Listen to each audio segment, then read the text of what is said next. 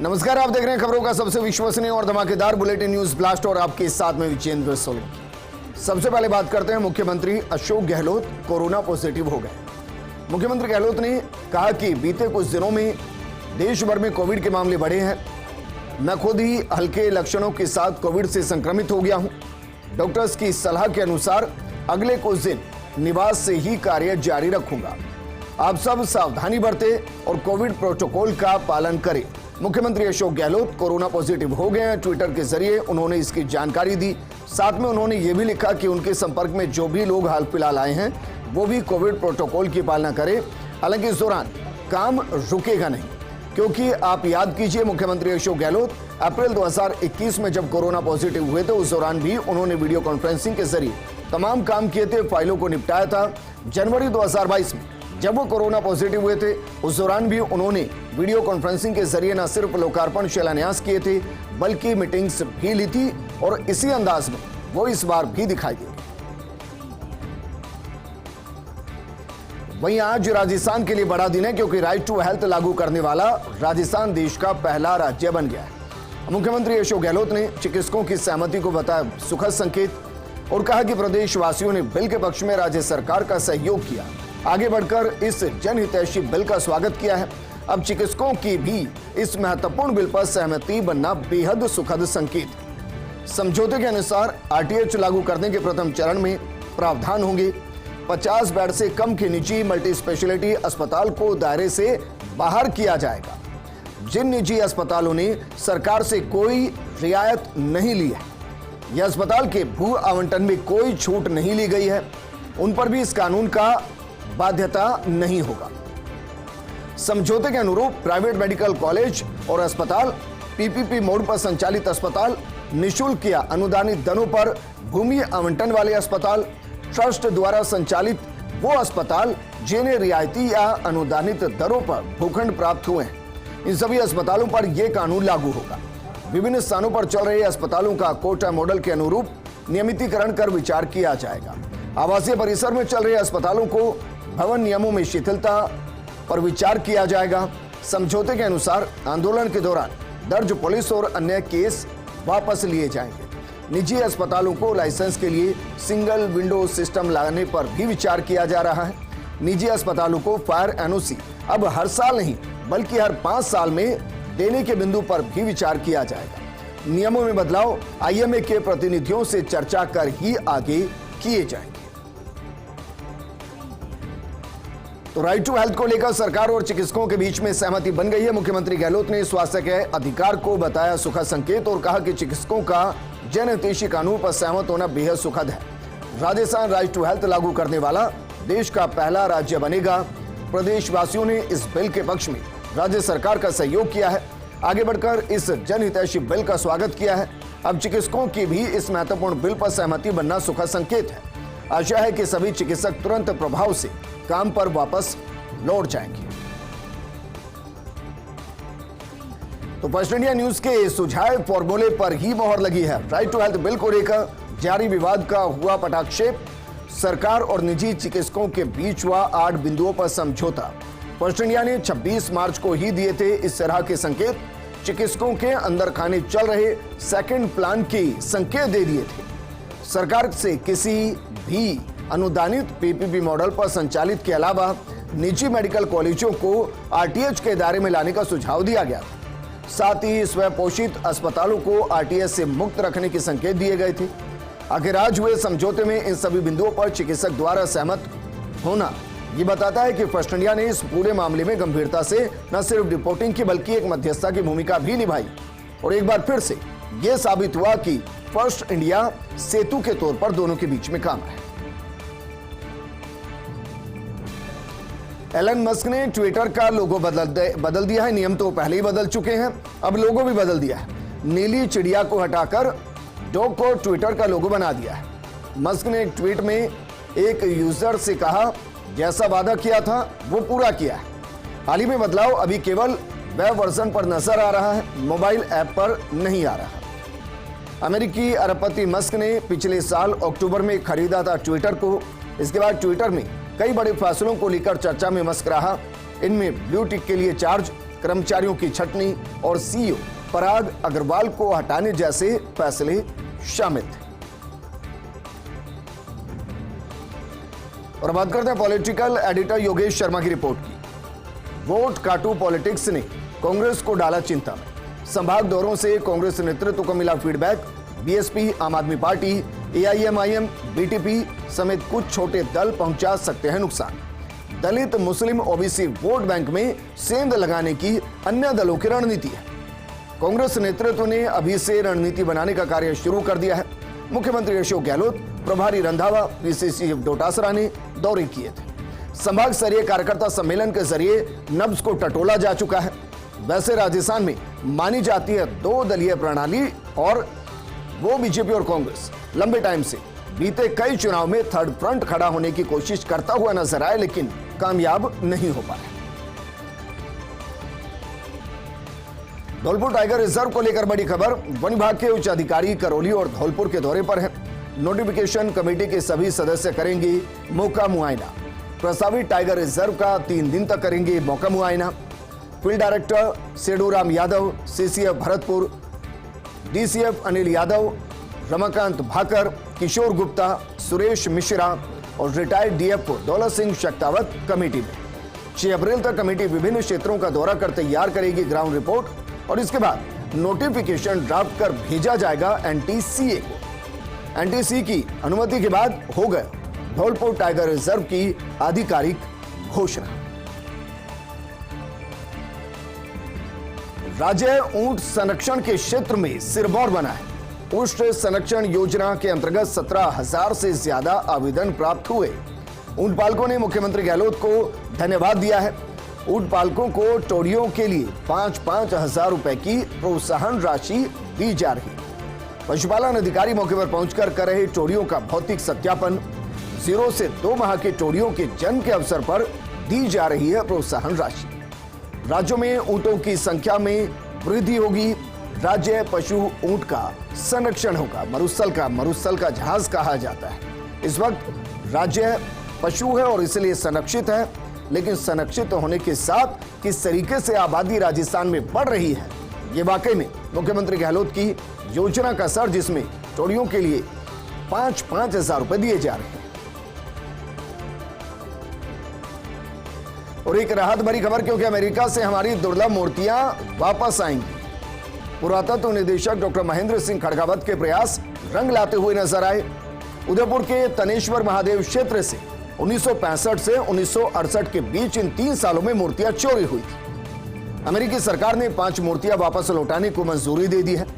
एक मूर्ति की अमेरिका से जल्द राजस्थान वापसी भी होगी, लगभग कंफर्म हो चुका है। बाकी की जो 4 मूर्तियां हैं, न्यायिक प्रक्रिया के बाद कुछ समय के बाद राजस्थान आ जाएंगी। डॉक्टर खड़गावत लंबे समय से इन मूर्तियों की वापसी की कोशिशों में लगे थे। अमेरिकी सरकार की मंजूरी के बाद मूर्ति को जाकर लाने के लिए राज्य सरकार से अनुमति मांगी गई है।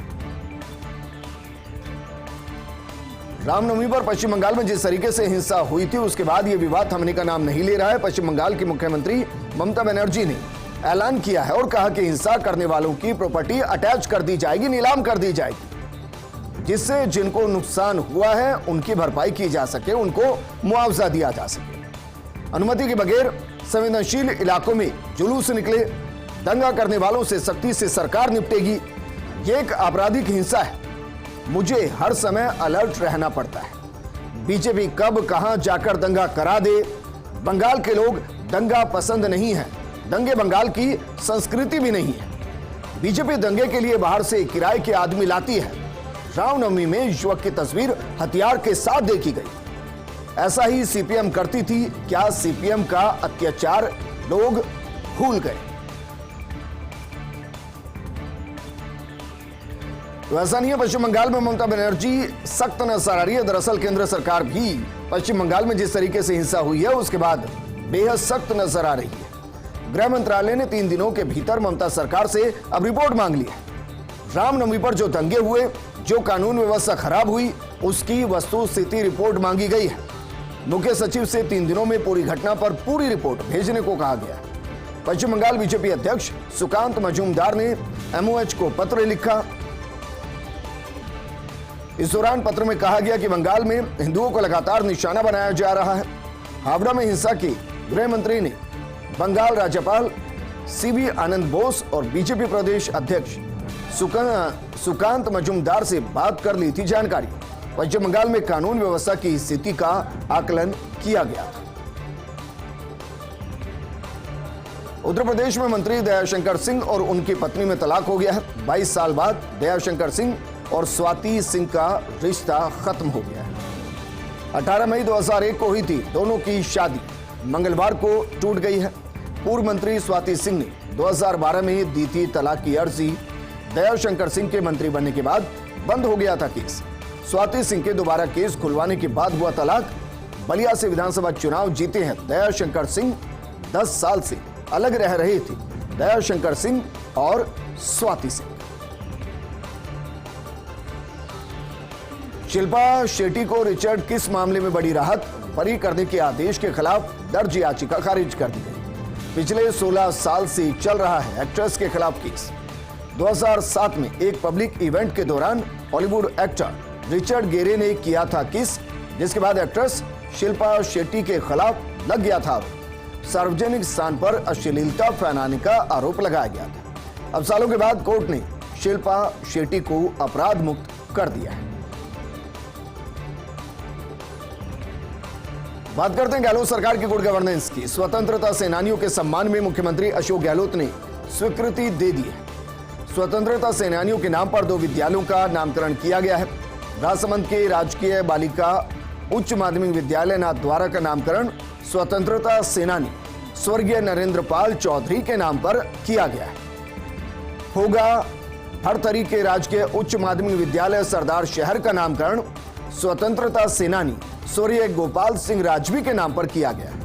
साथ ही प्रदेश के 41 विद्यालयों में नवीन संकाय खोलने के आदेश भी जारी कर दिए गए। 10वीं के बाद रुचि का विषय पढ़ने के लिए अन्य विद्यालयों में नहीं जाना पड़ेगा। पीएबी में स्वीकृत विद्यालयों में कला, वाणिज्य एवं विज्ञान के नवीन संकाय खुलेंगे।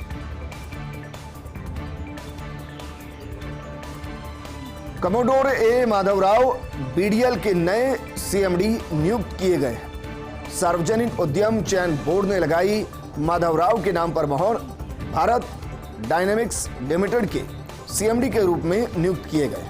वर्तमान में बीडीएल में निदेशक तकनीकी के रूप में कार्यरत हैं ए माधवराव। पीईएसबी ने सीएमडी पद के लिए कुल 5 उम्मीदवारों का इंटरव्यू किया था। कमोडोर सिद्धार्थ मिश्रा का स्थान लेंगे कमोडोर ए माधवराव। बात करते हैं इंडियन एक्सप्रेस में असम सीएम हिमंत बिस्वा शर्मा के लेख की। राहुल गांधी के मामले को उनके नाम से बुलाने की जरूरत। गांधी को खुद के अलावा और किसी को द्वेष नहीं देना चाहिए। अपनी गलती को भारतीय लोकतंत्र पर हमला कहना ठीक नहीं। राहुल गांधी की सजा को लेकर भ्रामक प्रचार कर रही है कांग्रेस, और जिस बेबाकी के लिए हिमंत बिस्वा शर्मा जाने जाते हैं उसी बेबाकी के साथ ये बयान भी उन्होंने दे दिया। उत्तर प्रदेश विधान परिषद की 6 खाली सीटों पर सदस्य मनोनीत कर दिए गए हैं। मुख्यमंत्री योगी आदित्यनाथ ने राजभवन भेजे हैं 6 नाम। राज्यपाल आनंदीबेन पटेल ने सभी 6 नामों को मंजूरी दे दी है। अलीगढ़ मुस्लिम यूनिवर्सिटी के कुलपति प्रोफेसर तारिक मंजूर, रजनीकांत माहेश्वरी, साकेत मिश्रा, लालजी निर्मल, राम सूरत राजभर, हंसराज विश्वकर्मा एमएलसी नियुक्त किए गए। पूर्व कैबिनेट सचिव निपेंद्र मिश्रा के पुत्र हैं साकेत मिश्रा, जिनको एमएलसी मनोनीत किया गया है। निलंबित एएसपी दिव्या मित्तल को एक बार फिर से जेल हो गई है। 14 दिन जुडिशियल कस्टडी में रहेंगी दिव्या मित्तल। 3 दिन की रिमांड के बाद आज अजमेर कोर्ट में पेश किया गया। 2 अप्रैल को कोर्ट ने भेजा था 3 दिन की रिमांड पर। पुलिस ने एनडीपीएस मामले में दिव्या से पूछताछ की। दिव्या की तरफ से जमानत पत्र कोर्ट में पेश किया गया और इससे लेकर 5 अप्रैल को कोर्ट में अगली सुनवाई होगी। जमानत के एक दिन बाद ही 1 अप्रैल को फिर किया गया था गिरफ्तार। अजमेर जेल के बाहर से एसओजी ने दिव्या को दोबारा गिरफ्तार किया था। एसओजी के पास दर्ज एनडीपीएस के 3 केसों में जांच सही नहीं करने का आरोप है। 2 करोड़ की रिश्वत मांगने के मामले में एसीबी टीम ने दिव्या मित्तल को गिरफ्तार किया।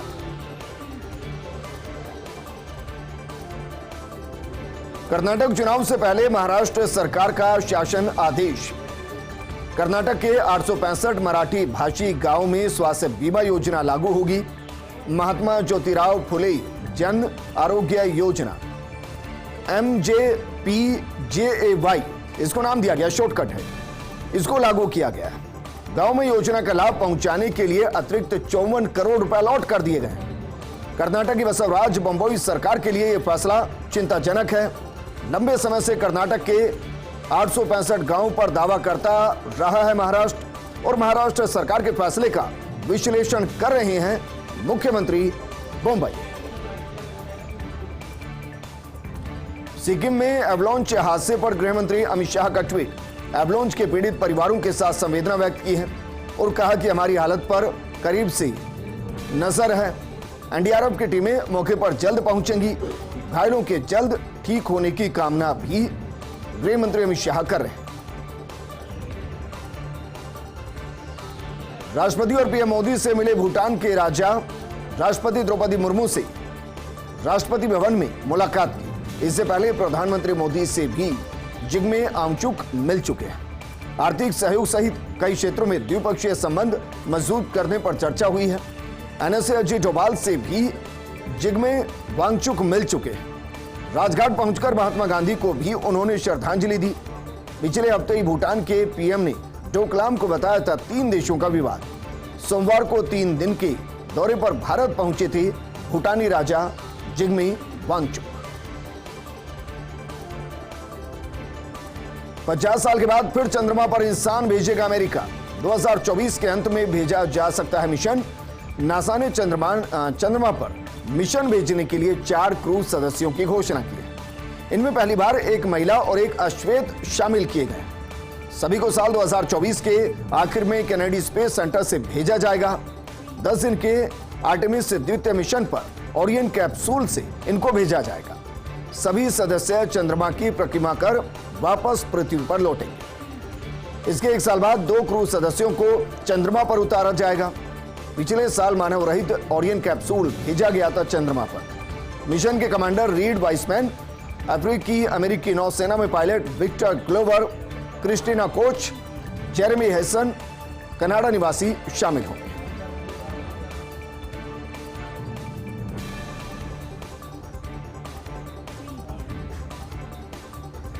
नाटो में शामिल हुआ फिनलैंड। नाटो का तीसरा सदस्य बना फिनलैंड। फिनलैंड के सदस्य को 30 देशों ने मंजूरी दी। फिनलैंड ने सदस्यता दस्तावेज अमेरिका को सौंप दिया है और इसके साथ नाटो में शामिल हो गया है फिनलैंड। दरअसल नाटो एक ऐसी ऑर्गेनाइजेशन जिसमें अगर किसी भी एक देश पर कोई भी देश हमला करता है तो फिर जो इस संस्थान के सदस्य देश हैं उनकी सेना सामूहिक रूप से उस देश के खिलाफ लड़ती है। आपको याद होगा रूस और यूक्रेन जंग जो अभी भी चल रही है। यूक्रेन दरअसल इस नाटो का हिस्सा होना चाहता है और रूस ये मानता है कि अगर वो इसका हिस्सा हो गया तो फिर अमेरिकी सेना, नाटो की सेना रूस के दरवाजे पर आकर खड़ी हो जाएगी। इस बुलेटिन में फिलहाल इतना ही, लेकिन आप बने रहिए फर्स्ट इंडिया न्यूज के साथ क्योंकि खबरों का सिलसिला लगातार जारी है। नमस्कार।